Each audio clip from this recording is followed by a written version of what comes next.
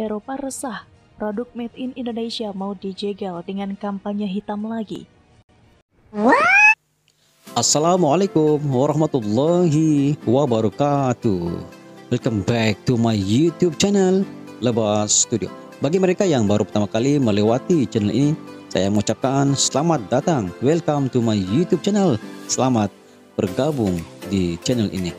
Dan bagi mereka yang tidak jemu-jemu untuk support terus Lebas Studio, saya mengucapkan ribuan terima kasih dan saya mendoakan semoga Anda senantiasa berada dalam keadaan yang sehat walafiat, dihindari dari pandemik yang melanda dunia pada ketika ini bersama insan yang tersayang, guys. Dan pada kali ini Lebas Studio tertarik dengan satu posting video daripada channel Jurnal 12, guys. Jurnal 12 yang dipublish pada 12 Oktober 2021, guys, yang bertajuk Eropa resah. Wow, Eropa resah, guys. Elimination produk made in Indonesia dijegal. Jadi saingan berat produk Republik Indonesia diserang. Produk Republik Indonesia diserang, guys. Wow. Kampanye hitam. Dan video ini berdurasi dalam 10 menit 26 saat, guys. Jangan berlengah-lengah, guys. Ayo kita terus semak video ini. Jom. Dengan kiraan 3, 2, 1, guys. Go. Jurnal 12. Jumlahnya 17,45 miliar ini adalah ekspor non-migas terbesar. Ekspor non-migas terbesar dalam sejarah. Eropa resah, produk Eropa made resah. in Indonesia mau dijegal dengan Eropa resah, kampanye guys. hitam lagi. Beberapa negara akan menerapkan aturan dagang yang lebih ketat terkait importasi barang, terutama terkait dengan isu perubahan iklim.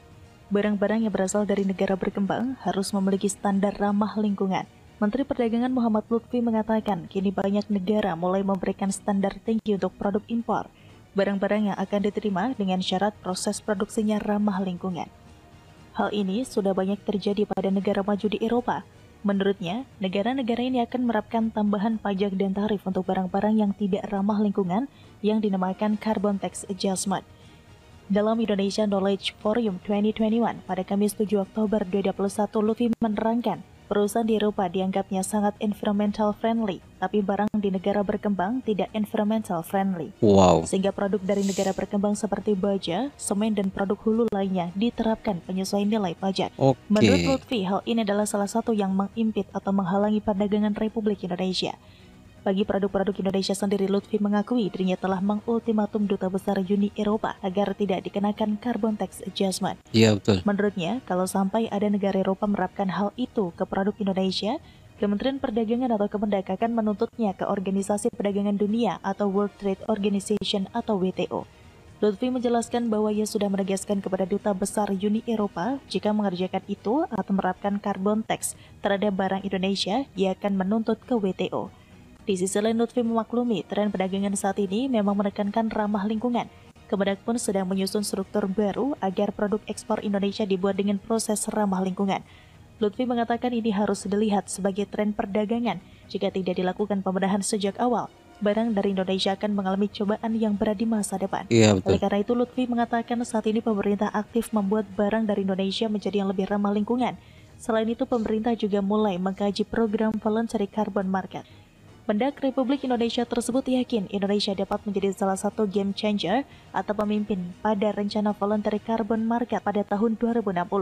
Melihat wilayah hutan yang luas, dirinya melihat peluang bagi negeri untuk mendukung pertumbuhan ekonomi sambil menjalankan komitmen Indonesia mempunyai negara yang sangat luas, guys.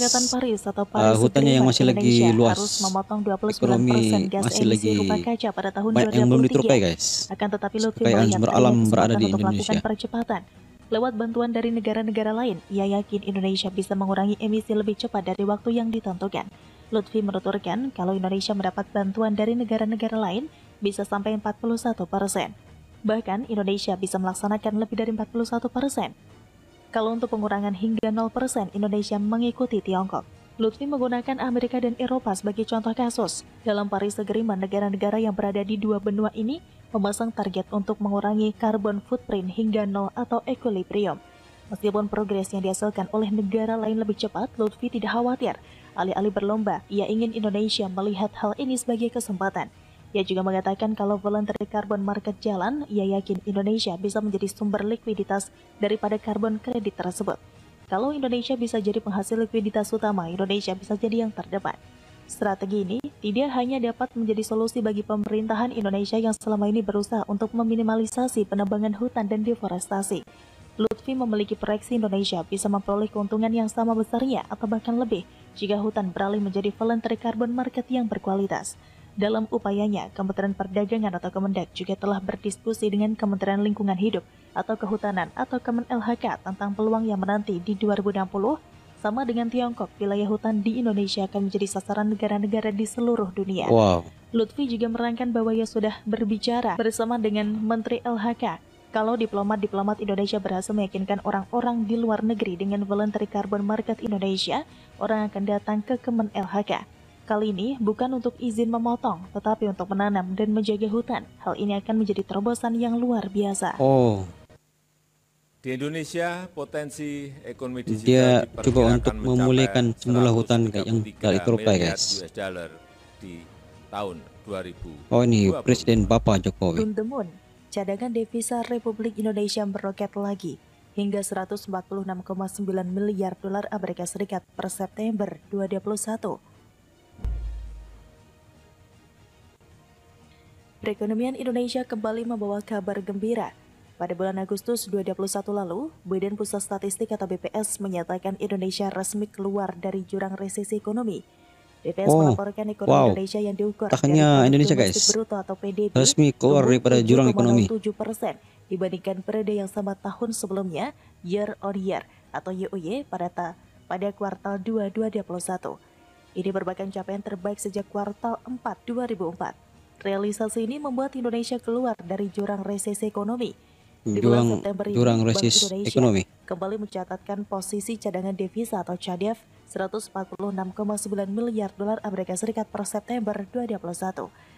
Angkanya tumbuh tipis 1,45% dibandingkan periode sebelumnya, yakni 144,8 miliar dolar Amerika Serikat. Kepala Grup Departemen Komunikasi Bank Indonesia Muhammad Nur mengatakan, posisi CADEV tersebut setara dengan pembiayaan 8,9 bulan impor atau 8,6 bulan impor dan pembayaran utang luar negeri pemerintah, serta berada di atas standar kecukupan internasional sekitar 3 bulan impor.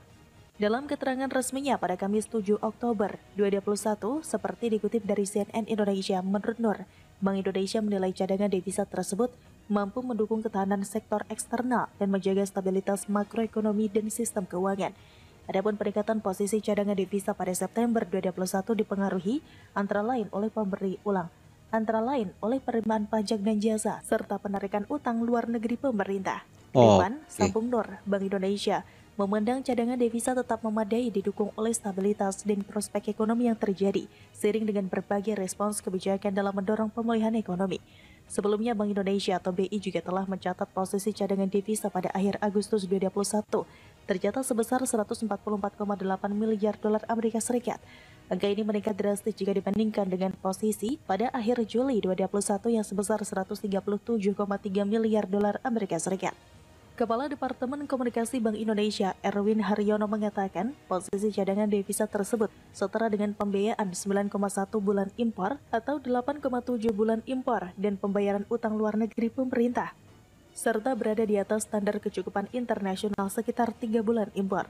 Dalam siaran pers dikutip dari laman resmi Bank Indonesia pada Selasa 7 September 2021, Erwin mengatakan Bank Indonesia menilai cadangan devisa tersebut mampu mendukung ketahanan sektor eksternal serta menjaga stabilitas makroekonomi dan sistem keuangan. Lebih lanjut, Erwin mengungkapkan peningkatan posisi cadangan devisa pada Agustus 2021 terutama karena adanya tambahan alokasi Special Drawing Rights atau SDR sebesar 4,46 miliar dolar Amerika Serikat SDR atau setara dengan 6,31 miliar dolar Amerika Serikat yang diterima oleh Indonesia dari Dana Moneter Internasional atau IMF. Erwin menyebut pada tahun 2021 IMF menambah alokasi SDR dan mendistribusikannya kepada seluruh negara anggota termasuk Indonesia secara proporsional sesuai kuota masing-masing. Penambahan alokasi SDR dan pendistribusian itu ditujukan untuk mendukung ketahanan dan stabilitas ekonomi global dalam menghadapi dampak pandemi COVID-19, membangun kepercayaan pelaku ekonomi dan juga untuk memperkuat cadangan devisa global. Alokasi SDR tersebut didistribusikan kepada negara-negara anggota IMF tanpa biaya. Erwin juga mengungkapkan ke depan Bank Indonesia memandang cadangan devisa tetap memadai, didukung oleh stabilitas dan prospek ekonomi yang terjaga, seiring dengan berbagai respons kebijakan dalam mendorong pemulihan ekonomi.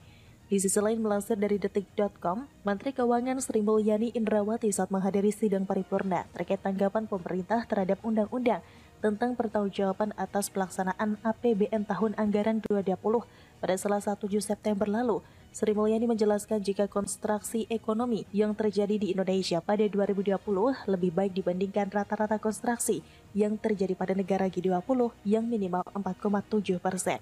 Lalu negara pers ASEAN 6 kontraksi 4,3%. Hal itu dikatakan Sri Mulyani di gedung DPR.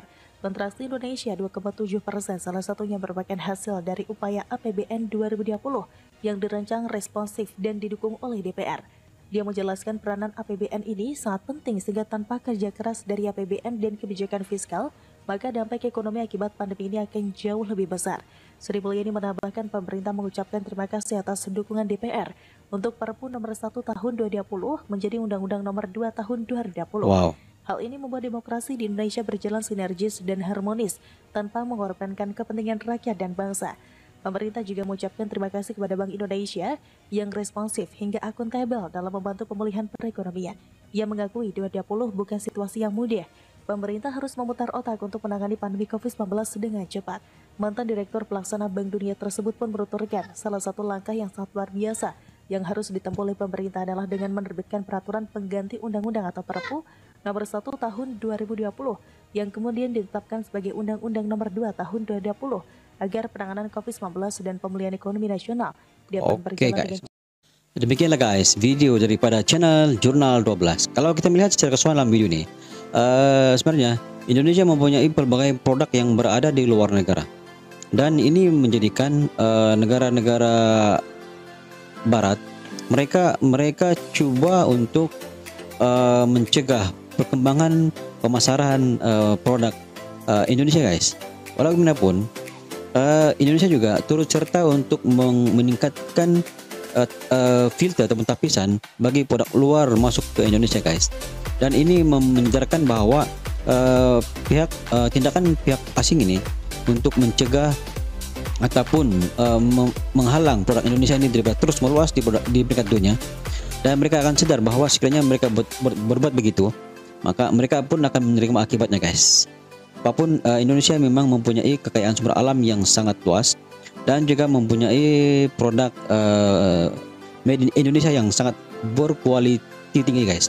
Sekian dari Palabas Studio, kita berjumpa lagi di next video. Assalamualaikum, bye bye.